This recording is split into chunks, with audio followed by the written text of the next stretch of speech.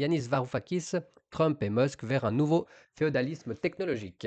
Donc aujourd'hui, on a un mélange très intrigant entre l'économie, la politique et la technologie. Un économiste grec dénonce un nouveau féodalisme, un président transforme la Maison Blanche en showroom Tesla, un mania technologique dirige un département gouvernemental. Bienvenue dans notre analyse de cette réalité surprenante. Le techno-féodalisme, selon Varoufakis, c'est qu'en fait, on a une transition du capitalisme où les nouveaux seigneurs ou les grands hein, de ce monde, les puissants, on va dire, ce sont les entreprises technologiques du fait des connaissances qu'elles ont sur la population. D'accord. Tout ce qui va être Amazon, Google, Facebook agissent comme des seigneurs féodaux modernes contrôlant des plateformes numériques. Donc en fait, qu'est-ce que ceci veut dire? Ça veut dire que avec leur plateforme, ils ont tellement de monde qui vient, ils arrivent vraiment en fait à influencer notre manière d'interagir. Amazon, ils vont souvent nous suggérer plusieurs, par exemple, si on achète un livre sur Amazon, ils vont dire voilà, ces deux livres ont été achetés régulièrement en même temps que celui-ci. Enfin bref, et ils vont vraiment nous inciter, ils vont connaître vraiment toutes nos pratiques, toutes nos habitudes de consommation. Et en fait, ça leur donne, entre guillemets, un pouvoir, travail invisible. Les utilisateurs travaillent sans le savoir pour ces géants en générant des données et contenus. En fait, on va créer du contenu de par notre vie ou plein de choses. Et en fait, tout ça va nourrir en fait ces grosses plateformes qui, avec ça, vont donner des intentions de recherche, en fait, toutes ces choses-là. Trump et Tesla, une alliance stratégique. Showroom présidentiel, donc ça, c'est ce on a vu avant, hein. Trump a transformé le jardin sud de la Maison Blanche en showroom improvisé pour Tesla. Donc ça, c'était assez fou, hein. Et on verra après peut-être pourquoi est-ce qu'il a fait ça, d'accord? Changement de position, le président a exprimé son intention d'acheter une Tesla malgré son scepticisme antérieur. Donc il ne faut pas oublier qu'avant qu'Elon Musk le soutienne ouvertement, il était contre en fait les voitures électriques. Quand il était président des États-Unis à l'époque, il était contre en fait ces voitures électriques et contre en fait beaucoup des projets d'Elon Musk. D'accord. Aujourd'hui, ils se sont mis ensemble dû à ce qui s'est passé avec la tentative d'attentat sur Trump. Elon Musk s'est dit, bah voilà, moi je soutiens cet homme dû à sa réaction, enfin bref, ce qui a peut-être amené justement à l'élection de Trump actuelle, on ne sait pas, mais du moins, c'est très intéressant, c'est de voir en fait que ces gens ont tendance à changer d'avis selon les circonstances. Et ensuite, là, j'ai mis une petite part, c'est contre les boycotts. Cette initiative vise à contrer les protestations auxquelles Tesla ferait face. C'est que, si je ne m'abuse, Trump a dit lors de la présentation des Tesla justement à la Maison Blanche que tout acte de vandalisme sur des concessions Tesla serait prise comme un acte de terroriste contre les États-Unis. Donc ça, c'est quand même un mot qui est extrêmement fort. Ça veut vraiment dire que voilà, on va essayer de se mettre ensemble et aller de l'avant là-dessus. Il rend un peu la monnaie de la pièce. On voit que Elon Musk a aidé Trump, maintenant Trump, il aide Musk. Pourquoi? En fait, on se rend bien compte ici, sur ce graphique, que Elon Musk, c'était super le fait de soutenir un président, ça a été marrant. On allait sur des stages, donc sur des scènes, et on a dit qu'on soutenait Trump et tout ça. Mais concrètement, financièrement, c'est beaucoup moins drôle parce qu'on se rend compte qu'on avait une capitalisation boursière. Donc ça, c'est sa capitalisation boursière qui a un petit peu explosé suite à l'élection de Trump. Et aujourd'hui, on voit qu'on est passé de 480, on va prendre le maximum, à 240, 228, ce qui veut clairement dire que Elon Musk a divisé en deux la capitalisation boursière de son entreprise. Donc ça, je pense, ça a d'énormes impacts sur l'entreprise Tesla. Et après, on pourrait voir Tesla, ici, les informations, la vue d'ensemble, on va dire, économique de l'entreprise Tesla, qui est intéressante, c'est sur, en fait, les parts de marché, d'accord? Donc là, on a par pays, donc on a United States, ici, donc ça représente 48% de leurs revenus. La Chine, ça représente 20% de leurs revenus. Et ensuite, ici, on a autres pays internationaux. Donc là-dedans, on peut compter l'Europe. Et en fait, on se rend compte que c'est quand même 30% des ventes de Tesla. Donc ce qui veut dire que si les Européens décident d'arrêter d'acheter des Tesla, les Chinois disent, bah nous on a BYD, on n'a pas besoin d'acheter des Tesla, Elon Musk, il peut perdre presque 50% de ses ventes. Donc c'est énorme. L'impact que peut avoir justement son soutien à la présidence de Trump, elle est vraiment énorme. Et c'est ce qui justifie le fait que voilà, quelqu'un comme Trump commence à adosser et fait en fait concrètement l'influenceur. C'est comme un peu si on l'avait payé pour faire une pub Tesla, quoi. C'est dingue, ce mélange qu'on commence à avoir. Et c'est là où on se rend compte un peu de ce néo-féodalisme ou le techno-féodalisme, où en fait, un mania de la technologie, Elon Musk, et ben en fait, il prend la main sur un président et il commence à dire en fait, voilà, moi je t'ai aidé, maintenant aide-moi. Il faut être prudent, je pense, dans ce nouveau monde, c'est qu'on ne sait pas vraiment où ça va nous mener. Concept du néo-féodalisme. Donc là, on va juste voir un petit peu le concept, un peu comment est-ce que ça a été imaginé et théorisé par justement Yanis Varoufakis.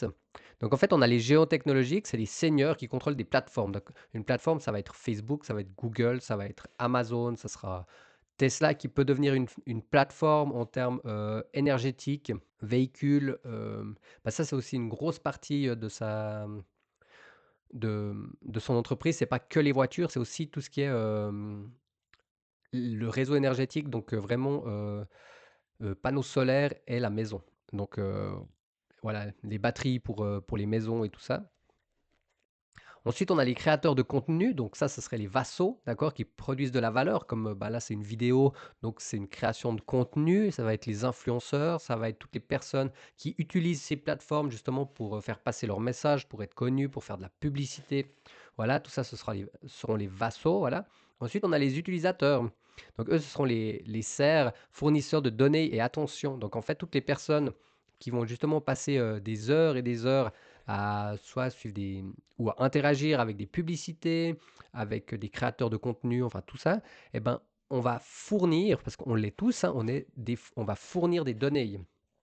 On va fournir, par exemple, pour une vidéo, ce sera le watch time, combien de temps on va visionner. Et avec en fait cette donnée-là, que ce soit YouTube ou Facebook, Instagram, TikTok, ils sauront en fait qu'est-ce qui nous intéresse plus qu'autre chose et ensuite ils pourront justement modeler l'algorithme ou justement amener pas forcément modeler l'algorithme, mais modeler en fait notre fil d'actualité pour que on soit plus sollicité avec du contenu qui nous intéresse.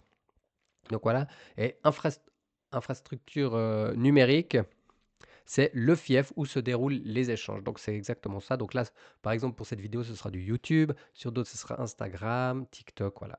Donc voilà. On a une frontière floue entre le pouvoir et technologie. Donc, on se rend compte de plus en plus en fait qu'on a enfin, il y a une influence économique. Les géants tech possèdent des ressources supérieures à certains pays. Donc ça, c'est assez impressionnant, mais c'est une réalité. C'est en fait des entreprises qui sont plus puissantes que des États. Donc là-dessus, ça remet en question quand même beaucoup de choses. Et souvent, ces grosses entreprises technologiques, elles ont très peu de dettes.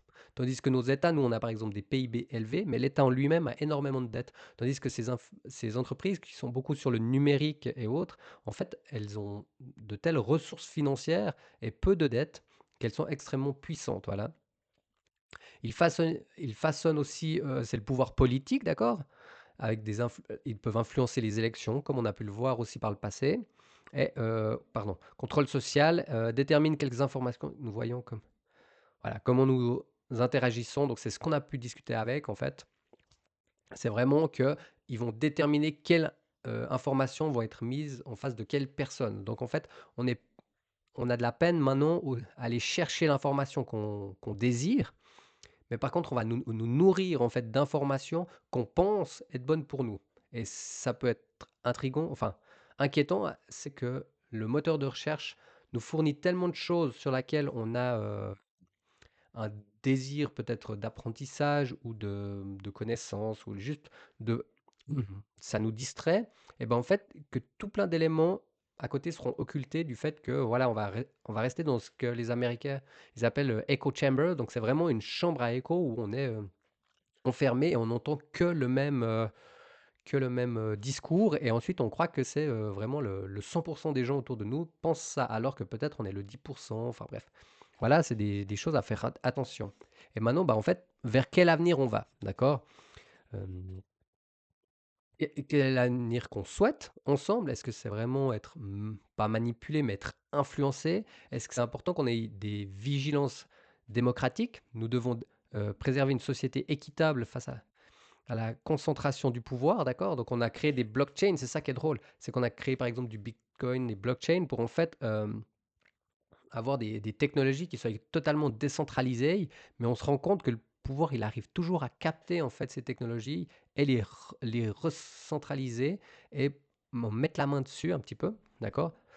Action citoyenne, chacun peut contribuer à façonner un système plus juste et transparent. Donc voilà, en fait, moi, ce qui m'intéresse, à la suite de cette vidéo, je sais pas pour vous, mais c'est vraiment que chacun, en fait, il ait un recul et se dise: «Oui, est-ce qu'on va dans cette direction? Est-ce qu'on va dans une direction où les géants de la technologie auront le pouvoir sur nous, auront un pouvoir pas de manipulation, mais de prédiction, ce qui et ils l'ont peut-être déjà, d'être capable de prédire justement, où est-ce qu'on va voter, qu'est-ce qu'on va faire, quelles seront justement nos prochaines actions, donc voilà. Donc si c'est quelque chose que vous ressentez, ben voilà, je vous invite à mettre un ou 2 commentaires. Bah, déjà si la vidéo vous a plu, si vous l'avez regardée jusqu'au bout. Si vous avez aimé ce format-là, bah, dites-le moi et je vais renouveler ça et il y aura une autre vidéo qui va suivre, c'est sur la transformation d'image de Mark Zuckerberg, qui est passé de quelqu'un de très, comment dire ça? Studieux et poli, voilà, enfin lissé, on va dire, à quelqu'un où il a musclé un petit peu son personnage. Alors voilà, ça à tout bientôt. Ciao, ciao.